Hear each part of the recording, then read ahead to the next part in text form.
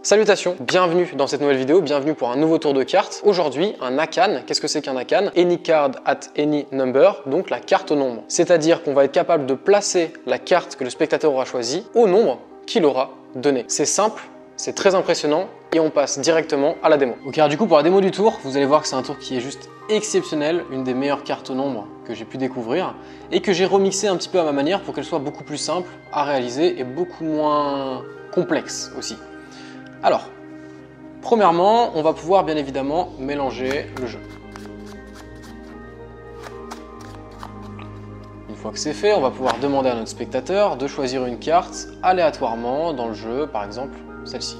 Ok, je pose la carte, vous la regardez, vous essayez de la mémoriser, et une fois que c'est fait, je vais tout simplement demander à mon spectateur de me dire stop pour replacer sa carte à l'intérieur du jeu.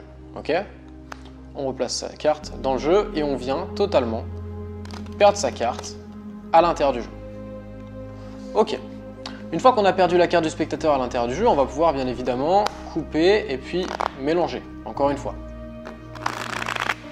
Ok, voilà. Maintenant que c'est fait, je vais demander à mon spectateur de prendre le jeu et je vais lui demander de penser à un nombre entre 1 et 52 à l'intérieur de ce jeu. Le spectateur a un nombre, je vais me retourner et je vais lui demander de poser le nombre de cartes qui correspond à son nombre. Admettons que le spectateur ait choisi le nombre 12, il va poser 12 cartes. 1, 2, 3, 4, 5, 6, 7, 8, 9, 10, 11, 12. Bien évidemment, je l'aurais dit avant de faire attention quand il pose les cartes puisque je peux entendre, donc de les poser doucement pour pas que je connaisse son nombre. Ça me paraît évident. Et je vais lui demander ensuite de poser le reste du jeu sur ces 12 cartes. Ok. Donc moi je reviens en tant que magicien et je lui explique qu'il a choisi une carte, qu'il l'a perdue dans le jeu. On peut même encore, si on veut, couper le jeu, il n'y a pas de souci, encore une fois. Donc sa carte, elle a été complètement perdue à l'intérieur du jeu et je ne connais pas l'identité de la carte et je ne connais pas non plus le nombre qu'il a choisi. Et pourtant, vous avez vu la carte et vous vous rappelez de la carte et moi je connais le nombre en ce moment.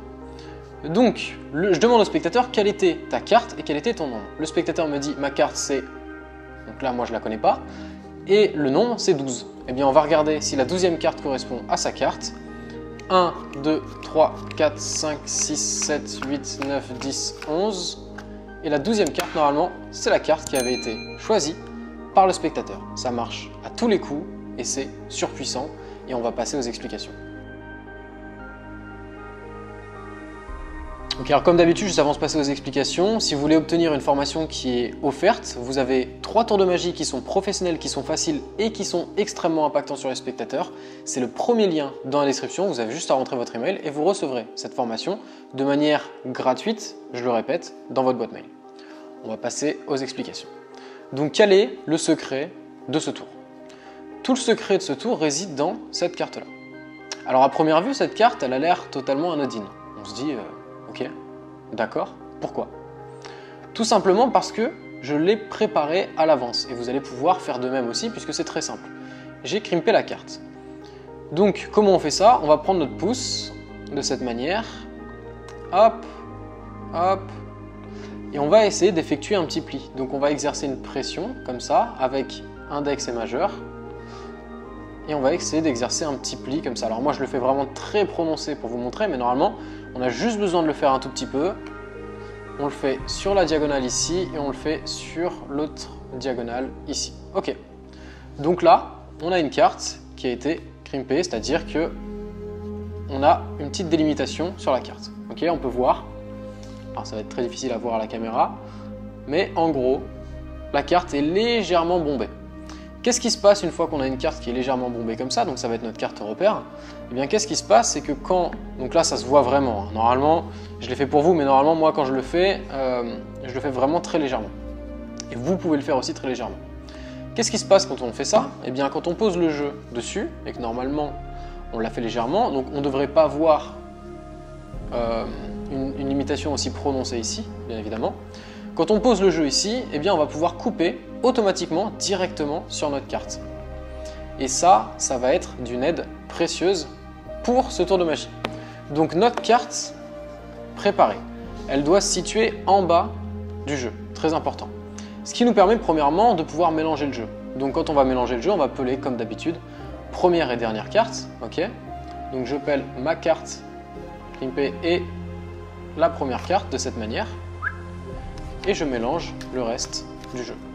Et je peux le refaire encore une fois. J'ai mélangé le jeu devant le spectateur, il est content, je vais ensuite lui faire choisir une carte de manière aléatoire. Le spectateur choisit par exemple cette carte-là. Ok. On va pouvoir la regarder ensemble, le 4 de pique, et on la retient bien. Maintenant, je vais faire défiler les cartes de cette manière devant mon spectateur, je vais lui demander de me dire stop. Le spectateur me dit stop par exemple. Ici, je lui demande de poser sa carte, donc on se rappelle, on a toujours ma carte truquée entre guillemets ici, et je vais reposer le reste du jeu par-dessus. Sauf que petite nuance, quand je vais reposer le reste du jeu, je vais décaler légèrement hop, la première carte ou les premières cartes ici. Et ensuite, faire couler lentement le reste du jeu. Ce qui va me permettre, quand j'égalise les cartes, vous voyez ici, il y a une carte qui est décalée. Ce qui me permet, quand j'égalise les cartes, eh bien d'égaliser en soulevant le jeu et de pouvoir prendre un break. Alors le break, je le prends avec mon pouce, au niveau de la carte du spectateur. Si on regarde ici, c'était, vous vous rappelez bien, 4 de pique, carte du spectateur. Donc, je suis comme ça. Et hop, dans ce sens-là. Là, je l'ai fait très grossièrement pour bien vous montrer. Mais si on veut le faire délicatement, on est comme ça et hop. Et ça ne se verra pas du tout en face du spectateur. Ensuite, on récupère ici notre break et on est bon. Une fois qu'on est comme ça, on va pouvoir prendre le break avec le petit doigt. Ok ? Une fois que le break a été pris avec le petit doigt, on va pouvoir égaliser par devant, comme ça, pour montrer au spectateur que le jeu est normal. À ce moment-là, on va faire du blabla, on va lui parler, on va lui expliquer que sa carte est complètement perdue dans le jeu et qu'on va pouvoir la perdre encore plus, tout simplement en faisant une petite coupe. Quelle est la coupe que je vais faire à ce moment-là? Eh bien, je vais couper la seconde moitié du jeu, ok? Sauf que là, moi, ce que je veux, c'est que cette carte-là, elle ne bouge pas. Je veux que cette carte-là reste en dernière position, mais je veux que celle-ci passe en première position. Donc je vais couper la seconde moitié du jeu comme on fait très souvent d'ailleurs.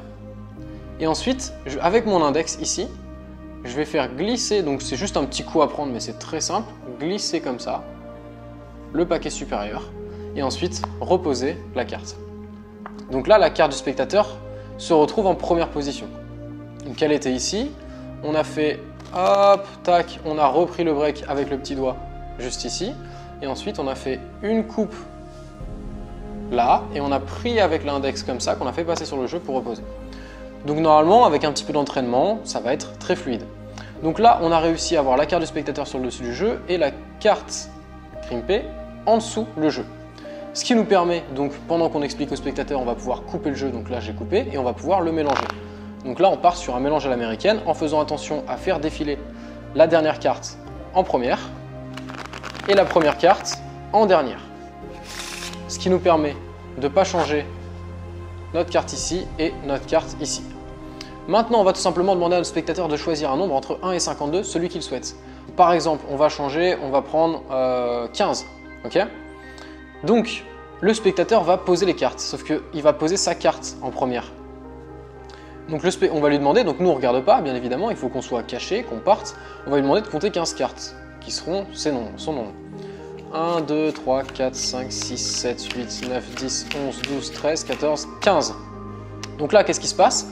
On a la carte du spectateur qui est en 15e position ici dans le jeu. Et on va lui demander de reposer le reste du jeu avec notre carte truquée qui nous permet de couper directement sur cette carte ici. Donc on lui demande de compter 15 cartes et de reposer le reste du jeu. Donc là, vous l'avez bien compris, la carte du spectateur, elle est ici en 15e position par rapport à notre carte. Donc, quand j'arrive, je fais un petit peu de blabla, je lui dis voilà, tu as choisi une carte de manière aléatoire, le jeu a été mélangé. Si tu veux, on peut même encore continuer et remélanger. Et là, je vais effectuer. Alors, j'aurais pu demander au spectateur de couper le jeu comme il le souhaitait, il aurait coupé directement sur cette carte-là. Il aurait pu recouper le jeu, hop. Mais il va falloir faire un petit peu de blabla avant, puisqu'il vient tout juste de couper la carte, de couper le jeu. Donc, ce que je vais faire, c'est que je vais pouvoir le faire moi-même. Donc, je vais couper 1, 2 comme ça, et je vais replacer. Donc là, j'ai les 15 cartes, dont la 15e est celle du spectateur. Hop, hop, et je me pose comme ça. Je ne connais pas l'identité de la carte du spectateur, et je ne connais pas non plus le nombre qu'il a choisi. Pourtant, je sais très bien que la carte qu'il a choisie sera à la position au nombre qu'il a choisi. Puisqu'il a choisi 15, et donc si on regarde 1, 2, 3, 4, 5, 6, 7, 8, 9, 10, 11, 12, 13, 14, 15, boum, 4 de pique, et ça marche tout le temps.